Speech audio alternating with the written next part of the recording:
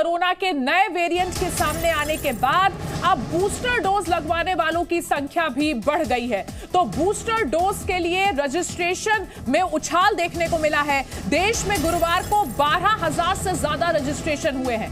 22 नवंबर के बाद से सबसे ज्यादा रजिस्ट्रेशन का दिन कल का बना। 22 नवंबर के बाद सबसे ज्यादा रजिस्ट्रेशन गुरुवार को हुए। 27 दिनों में सबसे ज्यादा वैक्सीनेशन का आंकड़ा भी अब भारत ने छुआ। तो चीन से लेकर अमेरिका और जापान तक कोविड के मामले लगातार बढ़ रहे हैं। भारत भी कोरोना से निपटने के लिए कमर कस चुका है। प्रधानमंत्री नरेंद्र मोदी ने कोविड को लेकर एक उच्च स्तरीय बैठक की, जिसमें कई अहम निर्देश दिए। रिपोर्ट देखिए।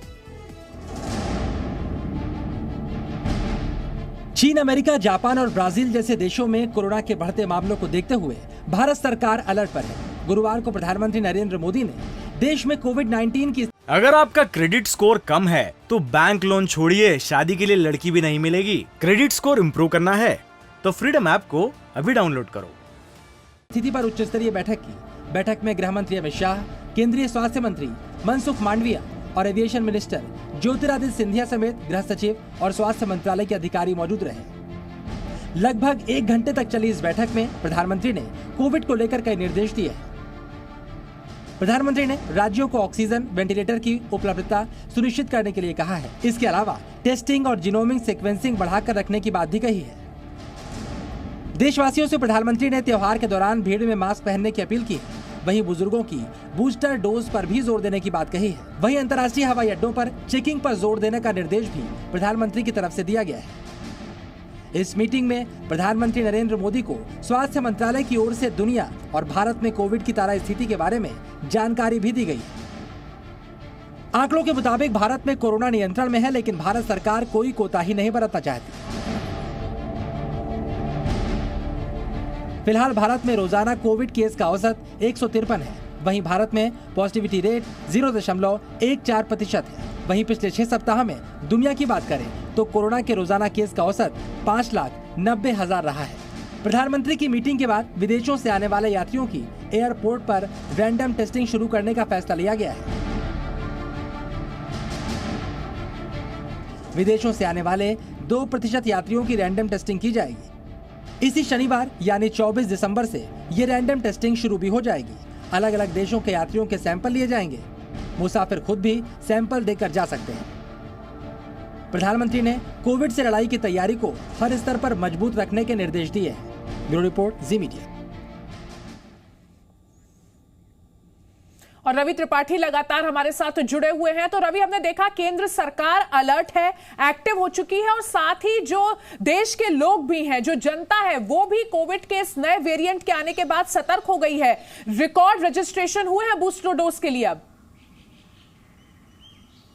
बिल्कुल बिल्कुल। देखिए, पहले 2 तरह की बातें थी जिस वजह से लोगों ने बूस्टर डोज नहीं लगवाया। एक कहीं ना कहीं अफवाह फैलाई जा रही थी कि बूस्टर डोज की वजह से लोगों को दिक्कतें हो रही है, तकलीफें हो रही है, कई लोगों के हार्ट अटैक की वजह से डेथ की जो खबर आ रही थी उस वजह से लोग नहीं गए। और दूसरा एक मेंटालिटी होती है कि जब आपका बीमारी आपका ठीक होने लगती है तो आप उस चीज़ से, उस दवाई को छोड़ना चाहते हैं। तो कहीं ना कहीं एक जो आलस्यपन था उसको छोड़कर लोग अलर्ट मोड में है। सरकार भी अलर्ट मोड में है और जनता भी अलर्ट मोड में है। क्योंकि जिसने भी सेकेंड फेज देखा था, आप देखिए, याद कीजिए, हिंदुस्तान में जो सेकेंड फेज था कोरोना का, उसने जिस तरह से दहशत मचाई थी और जिस तरह से लोगों की जान गई थी, तो लोगों को पता है कि अब इसमें कोई कोताही नहीं बरतना है।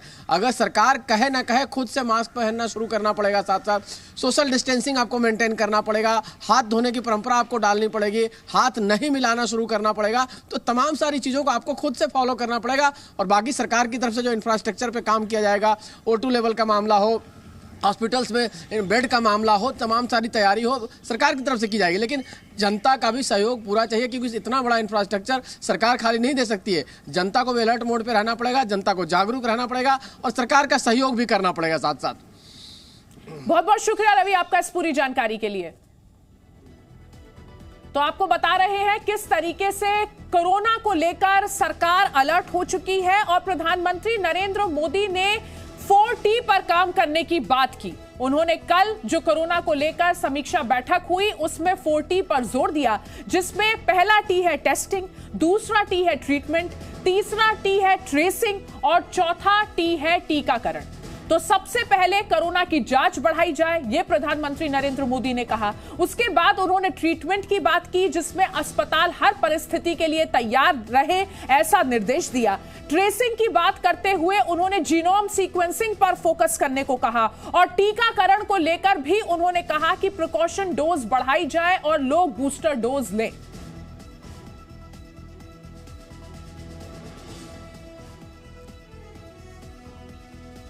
और अब बात करते हैं चीन की, जहां एक बार फिर से कोरोना कहर बरपा रहा है। तो ये देखिए, आपको 6 तस्वीरें दिखा रहे हैं। चीन में कोरोना विस्फोट के बाद लगातार नए केसेस सामने आ रहे हैं। हालात ये है कि अस्पताल में मरीजों के जाने की, मरीजों के इलाज के लिए जगह नहीं है। मरीज ज्यादा है, बेड कम है। चीन में कोरोना की वजह से लोगों की मौत का आंकड़ा भी लगातार बढ़ता जा रहा है। इस वजह से शवदाह गृहों में भी लोगों की भीड़ लगी है। ऐसा अनुमान लगाया जा रहा है कि 22 जनवरी तक चीन में कोरोना अपने पीक पर पहुंच जाएगा और कोरोना के नए वेरिएंट मिलने के बाद हालात बेहद खराब है, जो लगातार वीडियोस के जरिए हमें देखने को मिल रहे हैं। शव और मरीज एक ही जगह पर दिखाई दे रहे हैं। यह स्थिति है इस वक्त चाइना में। तो ये 6 तस्वीरें देखिए और इन 6 तस्वीरों के जरिए समझिए कि इस वक्त चीन में क्या स्थिति है।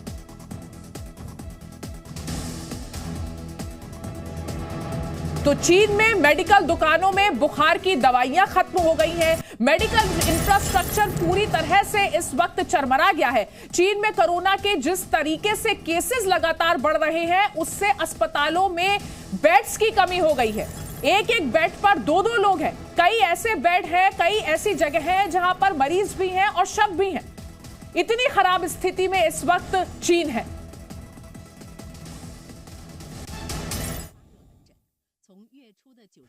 ये तस्वीरें चीन की हैं, जहां कोरोना ने ऐसा कोहराम मचाया है कि ना तो अस्पतालों में बेड खाली हैं, ना बीमार लोगों को डॉक्टर मिल पा रहे हैं और ना ही दवाइयां मिल पा रही हैं। हालात इतने खराब हो चुके हैं कि बुखार में इलाज के लिए जरूरी पैरासीटामोल जैसी दवाइयां भी बाजार से गायब हो गई हैं, जिसके कारण मुनाफाखोरों की चांदी हो गई है। लोगों को इन दवाइयों के लिए ब्लैक मार्केट का सहारा लेना पड़ रहा है। आम लोगों को इन दवाइयों के लिए मनमाने दाम देने पड़ रहे हैं, लेकिन फिर भी कई लोगों को सही दवाइयां नहीं मिल पा रही हैं। कोरोना के खिलाफ कारगर एंटीवायरस दवाइयों की किल्लत के कारण लोगों की मुश्किलें और ज्यादा बढ़ गई हैं। ऐसे में दवाइयों की कमी के कारण कई लोगों को जान गंवानी पड़ रही है। चीन के शमशान घाटों पर लाशों का अंबार लग गया है। चीन की जीरो कोविड पॉलिसी के फेल होने के बाद कोरोना के मामलों में जबरदस्त उछाल देखने को मिला है। अगर आपका क्रेडिट स्कोर कम है तो बैंक लोन छोड़िए, शादी के लिए लड़की भी नहीं मिलेगी। क्रेडिट स्कोर इम्प्रूव करना है तो फ्रीडम ऐप को अभी डाउनलोड करो।